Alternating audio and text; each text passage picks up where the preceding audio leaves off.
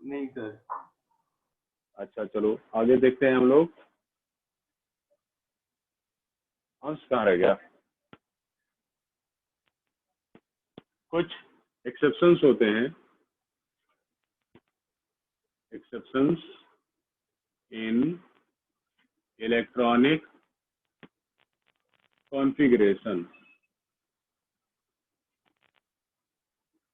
Electronic configuration में कुछ exceptions, okay, important है, अक्सर ये एक्सेप्शंस वाले ही पूछते हैं कि इनका इलेक्ट्रॉनिक कॉन्फ़िगरेशन लिखकर बताओ।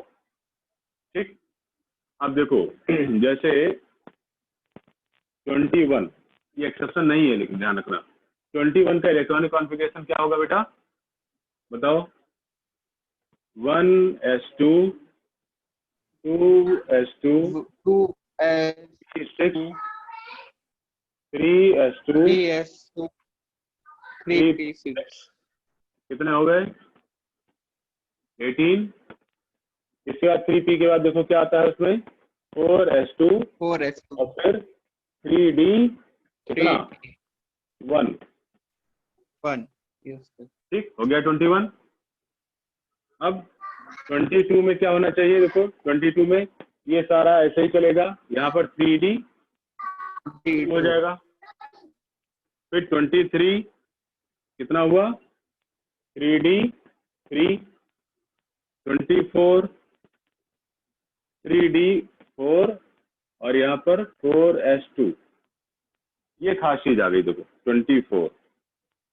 अब 24 में अगर आप तुम ध्यान से देखो तो d में 4 इलेक्ट्रॉन है, 3d में कितने इलेक्ट्रॉन है, 4 इलेक्ट्रॉन है। यानी कि अगर इसका हम ऑर्बिटल डायग्राम देखें तो ये इलेक्ट्रॉन कुछ ऐसे ही होंगे, देखो 1 2 3 4, है ना। इसका मतलब डी में केवल अगर एक इलेक्ट्रॉन इसको मिल जाए तो ये आधा फिल्ड हो जाएगा, हाफ फिल्ड हो जाएगा, ओके। yes तो sir। हाफ फील्ड वाला ज्यादा स्टेबल होता है इन कंपैरिजन ऑफ फुल वो सेमी फील्ड। तो इसमें यहाँ पर एस से एक इलेक्ट्रॉन निकल जाता है और वो एक इलेक्ट्रॉन आ जाता है यहाँ पर, ठीक।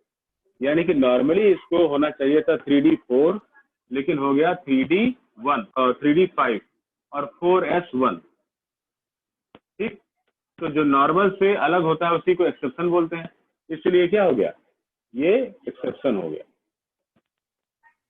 बात समझे बेटा, बाकी सारा वैसे ही चलेगा, ठीक समझाया। sir। तो इसको नोट कर लो, ये तुम्हारा 24 क्या आ गया, एक्सेप्शन।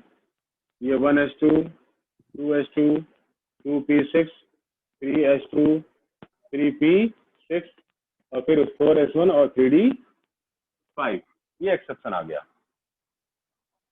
इतना क्लियर हुआ? yes sir। तो एक बात क्लियर हुई कि जहां जहां पर डी में केवल एक इलेक्ट्रॉन की जरूरत होगी कंप्लीट करने की, वो एक्सेप्शन बन जाएगा, यानी कि वो एस से एक इलेक्ट्रॉन ले लेगा अपनी तरफ,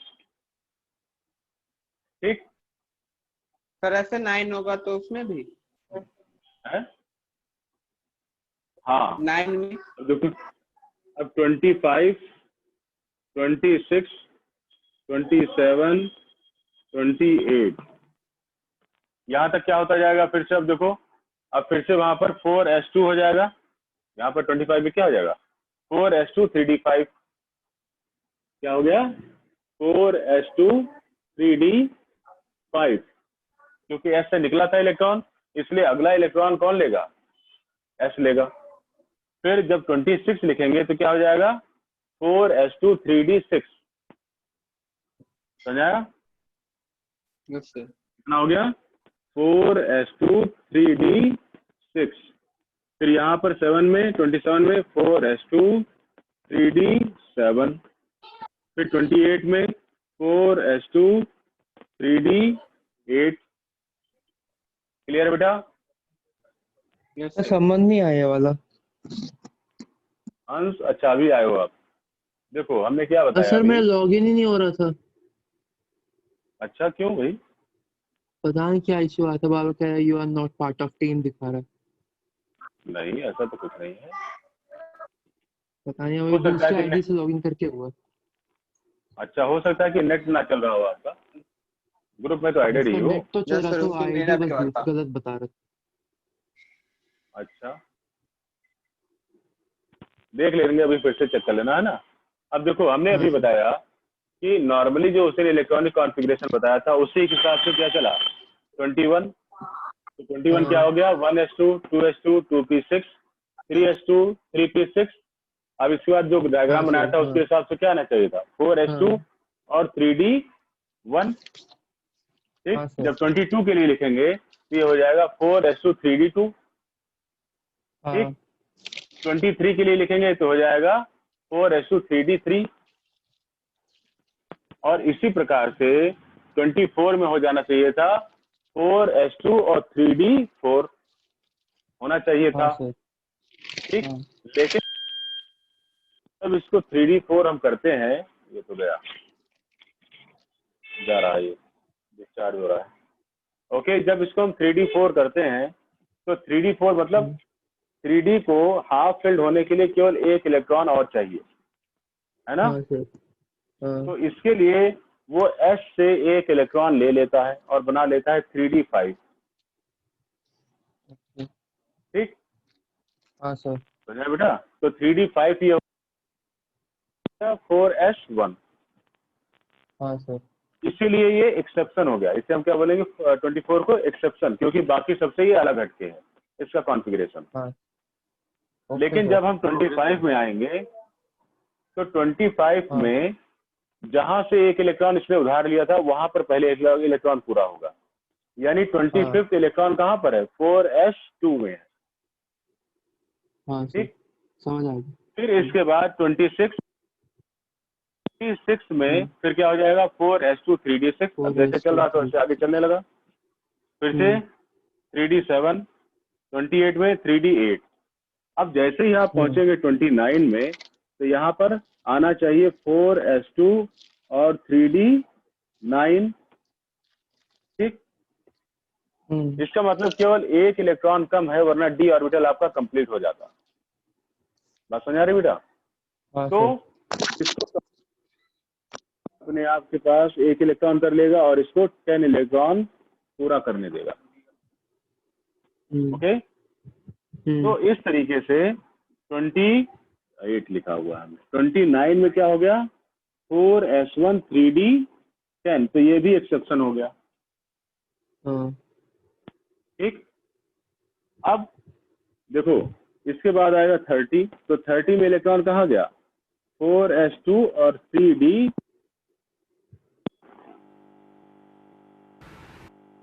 खास बात आती है, इसका काम खत्म हो गया। अब भाई जो बोलना है वो तेज हाँ बोलना, सर, ठीक है। क्योंकि हमको इसमें सुनाई नहीं पड़ेगा। हम बोलने इसको लगाना चाहते हैं।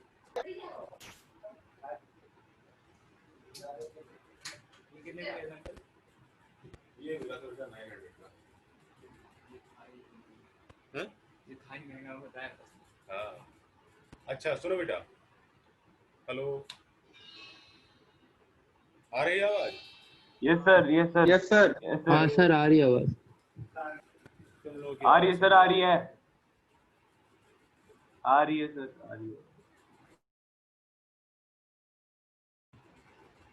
हेलो, क्या कह रहा है, आल्ट ए प्रेस, पता नहीं क्या बोल रहा यस सर। है। यस सर, आ रही क्या है। करें,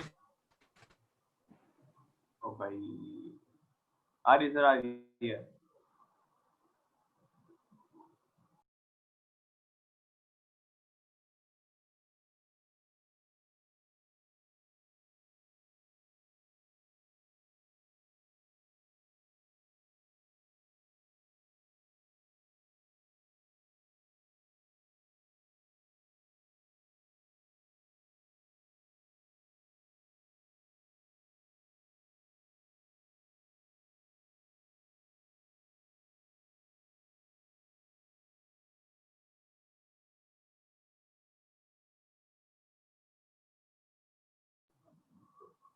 हेलो सर, म्यूट हो गया आप।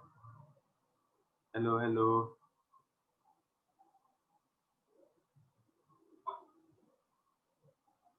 यस सर, आपका माइक म्यूट है। सर ਤੁਸੀਂ म्यूट हो। अच्छा, अब आ रही है? यस हाँ सर। सर आ रही है। Yes sir. हाँ भाई, टेक्निकल इशू आ गया था। ठीक है, तो 30 में क्या हो गया? 4s2 3d10। अब ध्यान देने वाली बात है कि element number 25 and 30, okay, element number 35 कौन सा है? तो 25 कौन सा है देखो जरा। जिंक 30 है, और हाँ 25 कौन सा है देखो, मैग्नीज। मैग्नीज है, कौन सा है? मैग्नीज। बता मैग्नीज। ओके, मैग्नीज है सर। मैग्नीज और जिंक, ये दो ऐसे एलिमेंट हैं जिनको ओरिजिनल डी ब्लॉक एलिमेंट नहीं कहा जाता है। They are not the actual D block elements, क्यों सर? क्योंकि इसमें लास्ट इलेक्ट्रॉन कहाँ जा रहा है? 4s में जा रहा है, डी में नहीं जा रहा है। देखो यहाँ पर भी s में गया था और इसमें भी s में गया था, क्योंकि इससे पहले s1 था। ठीक है, तो लिख लो मैग्नीज एंड जिंक। ये क्वेश्चन पूछा गया कई बार। Manganese and zinc are not actual D block elements,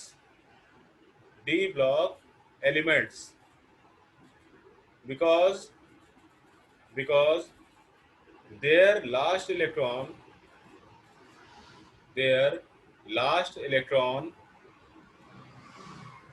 is not filled in d orbital.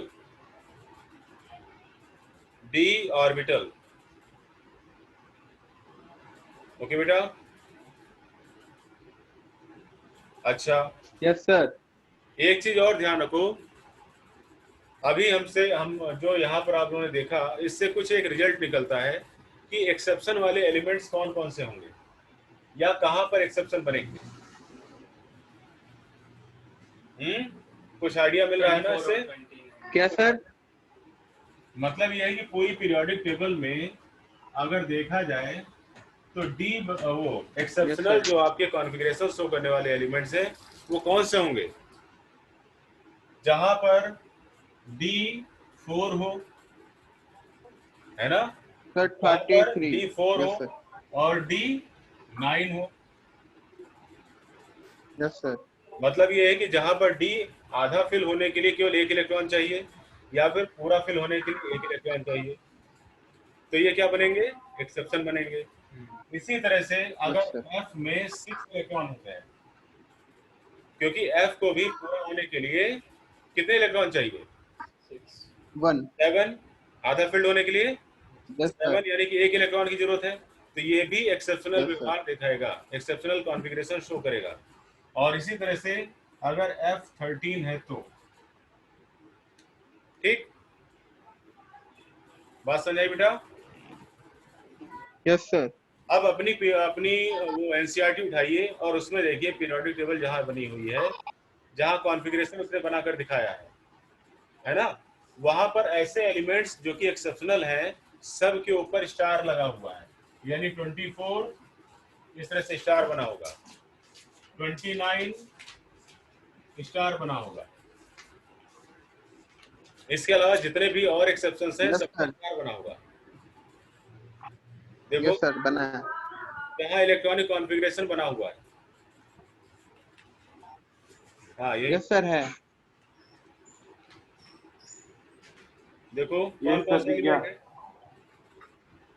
Chromium है, यस सर कॉपर स्टार है। बना है, फिर कॉपर स्टार बना है, यस सर। फिर सर नीचे 41। 41। नोबिडियम पर भी है, मॉलिब्डेनम पर भी है, यस सर। रोथेनियम पर है ना, रदरफोर्डियम पर है, पैलेडियम पर है और सिल्वर पर है ना। फिर इधर देखो लॉरेंसियम, सीजियम, गनोडियम, है ना, फिर प्लेटिनम, ऑरियम, है ना, और फिर लास्ट में आरजी। ये सारे जो हैं वो क्या एक्सेप्शनल हैं। तो इनके कॉन्फ़िगरेशन में जब आप डिटेल स्टडी करेंगे तो वहां पर आप यही पाएंगे, या तो F6 होगा, या F13 होगा, या D4 हो रहा होगा, या फिर D9 हो रहा होगा, जिसको 10 किया गया है। ठीक, तो इसमें जितने भी स्टार वाले एलिमेंट्स हैं, बाकी चाहे उनके कॉन्फ़िगरेशन याद करो या ना करो, लेकिन जैसे जितने ये वाले हैं ना, उनको आपको करना ही करना है। Okay sir. समझ Yes, आया? sir. Yes, sir. कोई कंफ्यूजन इसमें? नहीं सर। चार्जिंग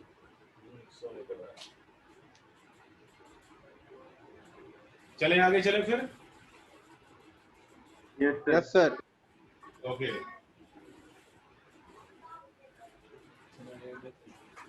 आगे चल रहे हैं आगे। इसके बाद इलेक्ट्रॉनिक कॉन्फ़िगरेशन के बाद आ जाता है शेप। शेप बताया था कि नहीं बताया था? बताया नो चुके? सर, नहीं बताएं। No, sir. No, sir. नहीं बताया? अच्छा, लिखो, हेडिंग डालो, shape of orbitals. Shape of orbitals. अब पहले देखेंगे हम एस सबसेल या एस ऑर्बिटल शेप। तो ये कैसा होगा? It is spherical. स्फेरिकल, ये स्फेरिकल होगा। बात सुनिए बेटा। अब इसके बाद फिर इसमें दो तरीके के नोड होते हैं, एक तो रेडियल नोड और दूसरा एक्सियल नोड। क्या क्या होता है? Axial node, radial node. ठीक, बताया था ना? क्या होते हैं बताओ? एक्सियल नोड और radial node.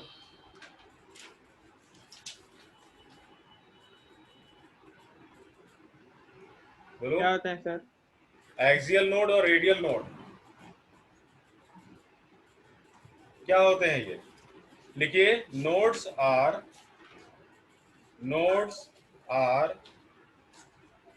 those areas,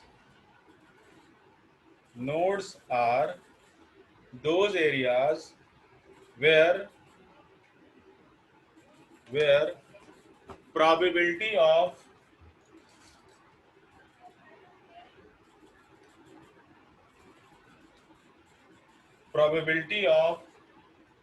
finding electron is 0। तो रेडियल नोड हो गया, और एक्सियल नोड जिसे भी हम एंगुलर नोड भी कहते हैं, एंगुलर नोड भी कहते हैं। ठीक, तो रेडियल नोड जो होता है वो कितना होता है? n minus l minus 1। कितना होता है? n minus l minus 1। और एक्सियल नोड जो होता है वो l के बराबर होता है, वो l के बराबर होता है। ठीक है, तो अगर हम यहां पर स्टडी करें 1s के लिए, तो 1s के लिए n कितना हो गया? अगर इसके लिए हमको रेडियल नोड निकालना हो, रेडियल नोड निकालना हो, तो n कितना होगा इसका? 1। ठीक, l, s के लिए l की वैल्यू कितनी होती है? 0 माइनस 1। तो 1 माइनस 1 इक्वल टू 0। ठीक, इसका मतलब क्या हुआ?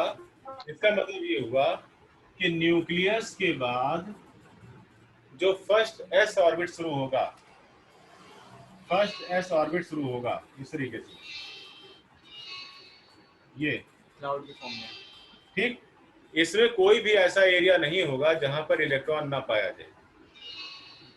इस पूरे एरिया में इलेक्ट्रॉन प्रेजेंट होंगे।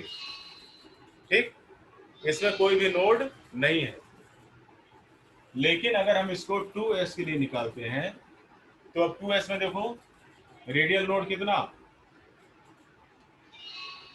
बताओ। देखो 2 माइनस 0 माइनस 1 इक्वल टू 1, तो रेडियल नोड आ गया 1। इसका मतलब अगर हम 2s का डायग्राम बनाना चाहें तो कैसे बनाएंगे, ये तो 1s हो गई है ना, इसके बाद फिर स्टार्ट होगी 2s, 2s इस तरीके से, है ना। इसके बाद यहाँ पर एक एरिया खाली आ जाएगा, यानी कि ये बीच में एक एरिया खाली रहेगा। इसके बाद फिर से यहाँ पर इलेक्ट्रॉन पाए जाएंगे।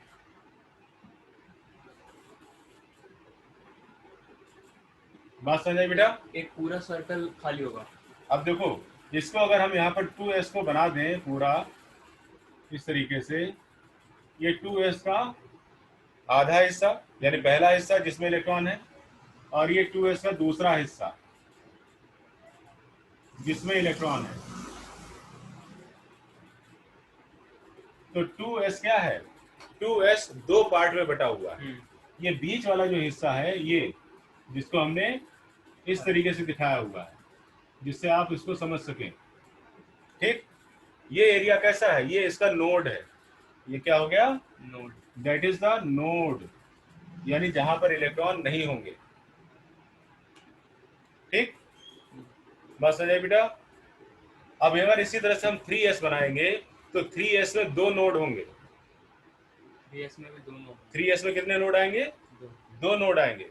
यानी कि इसके बाद 3s की एक लेयर आएगी, फिर दूसरी लेयर आएगी, फिर तीसरी लेयर आएगी, और दोनों लेयर के बीच में क्या रहेगा, गैप रहेगा। दोनों के बीच में गैप रहेगा भाई, पहली लेयर के बाद गैप, फिर दूसरी और तीसरी लेयर के बाद में गैप। बात समझ आई बेटा? क्लियर हुआ ना? Yes sir. अच्छा, इसके बाद फिर देखो angular node. Angular node s के लिए कितना हो गया, 0, यानी कि s जो होगा हमारा वो सिंगल लोब होगा। कितने लोब होंगे उसमें, सिंगल, यानी कि पूरा एक कंप्लीट स्फीयर होगा। समझ आ रहा है? जिस तरह से p में दो लोब थे, एक पॉजिटिव और एक निगेटिव, ऐसा इसमें कुछ नहीं होगा। इसमें क्या होगा, सिंगल लोब होगा, और जो कि पूरा का पूरा पॉजिटिव होगा। ठीक, बात समझ आ गई बेटा? तो ये जो यस सर। रेडियन के लिए, नहीं, नोड के लिए था। ये वाला डेफिनेशन। हाँ, नोड की डेफिनेशन की है। ओके, आगे चलें। Yes sir. अगर 2s के लिए लेंगे तो 2s के लिए एंगुलर नोड तो क्या होगा सर? हमारी मतलब सर हेलो। हाँ बेटा, सर ये थ्योरी है या फिर प्रैक्टिकली प्रूव्ड है, मतलब कि क्या कैसे? चीज, सर ये थ्योरी है, मतलब जो ये रेडियल शेप ऑफ ऑर्बिटल्स है। क्या बोले, थ्योरी। स्टोरी, कैसी ये स्टोरी मतलब बेटा? सर थ्योरी थ्योरी है, मतलब कि अच्छा, प्रूव्ड है इसकी ये थ्योरी basically। लिख लो लिख लो लिख लो। तूने थ्योरी बता अरे दिया। लिखो, लिखे, the shape of S sub अरे shell, sir the shape of S subcell is spherical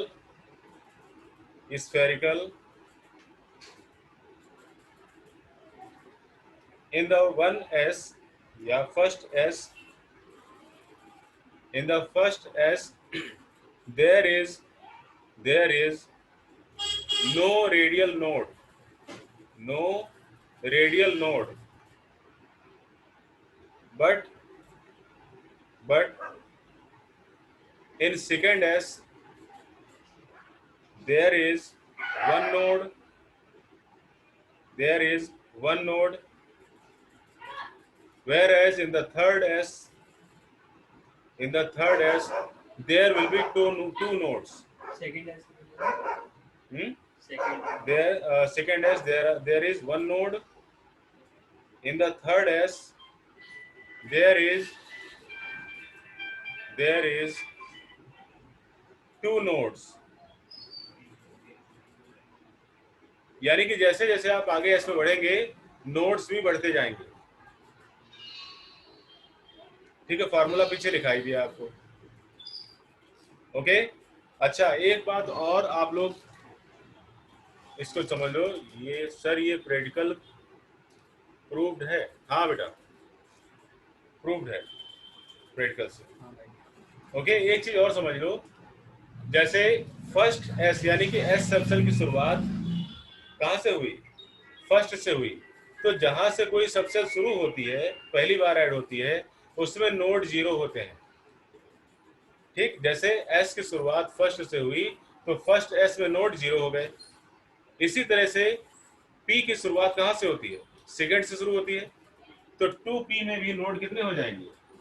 0। 2p और 3p में 1, है ना, 4p में 2। ओके, इसी तरह से अगर हम डी की बात करें तो डी में कितना हो जाएगा? देखो डी कहाँ से शुरू होता है? थर्ड से। 3 से तो थर्ड डी में नोड 0, लेकिन 4d में कितना? 1। ठीक है, 5d में कितना? 2। ठीक, तो ऐसे इस करें तरीके से 10 तक। नोड्स आते हैं। ऐसे चले 10 तक। 10 तक आता ही नहीं। ओके, कितने तक आता है? हम्म, कितने तक होता है? बस मुश्किल से 7 तक जाते हैं, 7 क्या 4 5 तक ही जाता है डी तो। ओके, क्लियर है? अब अगला देखो, शेप ऑफ एस सबसेल, ओ P subshell, shape of P subshell. P या 2p से स्टार्ट हुआ तो 2p सब शेल, क्योंकि p की स्टार्टिंग 2 से ही होती है, तो 2p सब शेल। अब 2p सब शेल कैसी होगी? डम्प बेल शेप्ड, मतलब डमरू के आकार का। कैसा होता है? डमरू के आकार का। जिस तरह से डमरू में एक ऊपरी भाग होता है, एक निचला भाग होता है, ठीक है, उसी तरह से 2p में भी या p में भी डम्बल होता है। ओके, और क्या होंगे? डम्बल शेप्ड, ब्रैकेट में लिख लो 2 लोब्स, 2 लोब होंगे। ओके, एक होगा पॉजिटिव और दूसरा negative. 2 lobes positive and negative. हो गया? अब इसके बाद फिर इसका रेडियल नोड 2p के लिए कितना हो गया? 2 माइनस 1 वही फार्मूला चल रहा है same, n minus l minus 1 कितना हुआ? 0। ठीक, फिर इसके बाद एंगुलर नोड 1 ये कितना हो जाएगा? इक्वल टू l होता है, तो एंगुलर नोड कितना 1 है। होगा? 1। एंगुलर नोड 1 होगा। ओके, तो इसमें होते हैं, देखो एक्सिस पर जो होता है इस तरह से पॉजिटिव नेगेटिव लोब, इसे बोलते हैं पी जेड। ओके, वर्टिकल जो होता है इसमें भी 2 लोब पॉजिटिव और नेगेटिव, इसे बोलते हैं पी एक्स। और जो इस तरह से डायगोनली होता है इसे बोलते हैं पी वाई। ये तीनों एक साथ होते हैं, ये अलग अलग नहीं होते, ये अलग अलग आपको समझाने के लिए बनाया हुआ है। ओके, यानी कि अगर हम एक्सिस को इस तरीके से दिखाएं, ये हो गई जेड एक्सिस, ये वाई एक्सिस और ये एक्स एक्सिस, तो यहाँ पर ये कुछ इस तरह से बनेगा, यहाँ कॉम्प्लिकेटेड हो जाएगा, इसीलिए उसको अलग से समझा दिया। और पी वाई, ठीक, हाँ, इस तरीके से बनेगा ये। ओके बेटा, बन गया, सभी ने बना लिया? फर्स्ट वाला सर बस एक सेकंड बना रहे हैं, एक सेकंड बस। एक्स वाला ये पी जेड है, क्योंकि जेड डायरेक्शन हमने सर वो एक्स हॉरिजॉन्टली ली है। अच्छा, ये एक्स लिखा है, ओके, ये एक्स हमने इसके लिए लिखा है, ये वाला। ठीक, तो ये क्या हो गया देखो, ये हो गया पी एक्स, ये हुआ पी वाई, और ये हुआ पी जेड।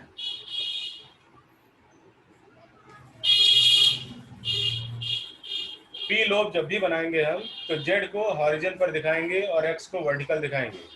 वाई की पोजीशन फिक्स है, डायगोनल। हो गया बेटा? हाँ सर हो गया। इसके बाद आती है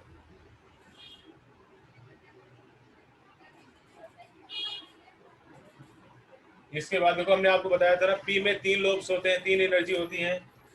कौन कौन सी? वो यही चीज है।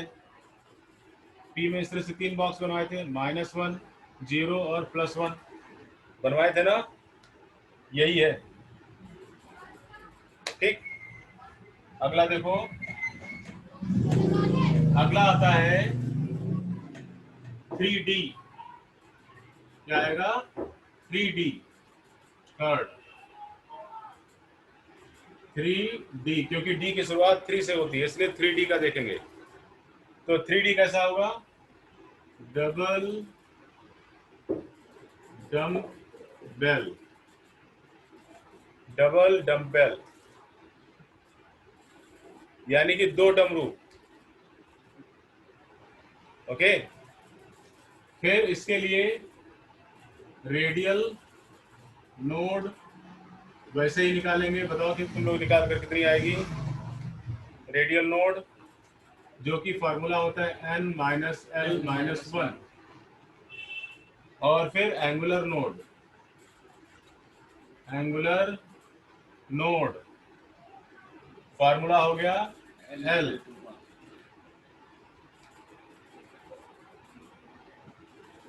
कितना आया एंगुलर, ये रेडियल नोड?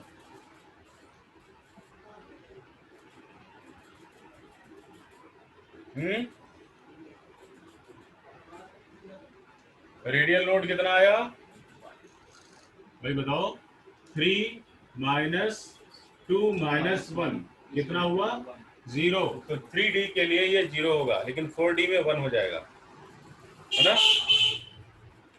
और एंगुलर नोड 2 है, यानी कि 2 डमरू एक साथ फ्यूज होंगे, यानी कि 2 लोब वाले ऑर्बिटल 2 होंगे। ठीक, अब कौन कौन से होंगे देखो। डी आपका डी जनरेट होता है, हमने बताई थी, सिर्फ 5 एनर्जी लेवल्स होती हैं। कौन कौन सी? D X Y, D Y Z, D Z X. ठीक, फिर इसके बाद डी एक्स स्क्वायर -y², और लास्ट में डी जेड स्क्वायर, जो नहीं दिखेगा। दिखा? Yes sir, yes sir. अब पहले हम लोग देखेंगे डी एक्स वाई कैसे बनेगा। तो इसमें एक्सिस यहाँ पर देखो, जेड हमने यहाँ दिखाया है, इसका वाई यहाँ दिखाया है, और तो एक्स यहाँ एक्स दिखाएंगे। बनेगा। ठीक, किसी को किसी में भी दिखा सकते हो, डी में ऐसा कोई जरूरी नहीं है। ठीक, लेकिन लोब सही बनने चाहिए। अब एक्स वाई बनाना है, तो एक्स कहाँ बनेगा देखो, एक्स से नीचे, एक नीचे और एक ऊपर, लाइन पर नहीं बनाना। ये क्या बन गया? D x. फिर अगला बनाना है डी वाई, तो डी वाई देखो, एक यहाँ नीचे और एक ऊपर, तो ये बन गया डी एक्स वाई। ठीक, अब अगला बनाने जा रहे हैं हम डी वाई जेड। फिर से ये एक्स एक्सिस, ये वाई और ये जेड, तो वाई एक नीचे और एक ऊपर, वाई हो गया। जेड एक इधर और एक इधर, डी वाई जेड बन गया। ठीक, अगला D Z x D Z x, तो ये जेड है, ये एक्स है और ये वाई है। तो जेड बनाओ पहले, जेड और एक्स यहां पर है, ठीक। इतना समझ आ गया सबको? सॉरी सर, पिक्स फ्रॉम, अच्छा सर हेलो। क्यों बेटा पिक्स क्यों नहीं दिखाई पड़ा क्या? सर आवाज आ रही है? आ रही है भाई, आवाज आ रही है। Hello sir. हाँ बेटा बोलो। सर बुक में पी एक्स जो है वो हॉरिजॉन्टल दिया हुआ है और पी वाई वर्टिकल दिया हुआ है। उससे कंफ्यूज मत हो, वो अलग है। जो अभी कैसे हमने बना सकते हैं? है उसको समझो बस। ये सर इसमें जो डी एक्स है वो लाइन के ऊपर बनेगा ना, एक्स वाली? हाँ, लाइन पर नहीं बनेगा, ये सर लाइन के ऊपर दिया हुआ है वैसे इसमें। वो एक्स स्क्वायर वाई स्क्वायर दिया होगा। किसकी सर बात कर? पता नहीं सर, इसमें सर एनसीईआरटी में बता रहा था। वो पी एक्स और पी वाई है ना? हाँ सर, पी एक्स और हाँ, पी वाई। तो पी वाले तो बनेंगे ही, तो पी वाले तो हमने अच्छा अभी बनाए थे। ये वो है, ठीक है सर। ये डी का है, डी का। डी की बात हुई है, डबल डम बैल। डी वाले लाइन पर नहीं बनेंगे बेटा, पी वाले तो लाइन पर ही बनेंगे। वो तो एक्सेस ठीक है सर। हेलो, इसका मतलब कटा ही आता है। Okay sir, okay sir. हो गया समझे? Yes sir. हाँ बोलो, क्या करो इस वो आदित्य?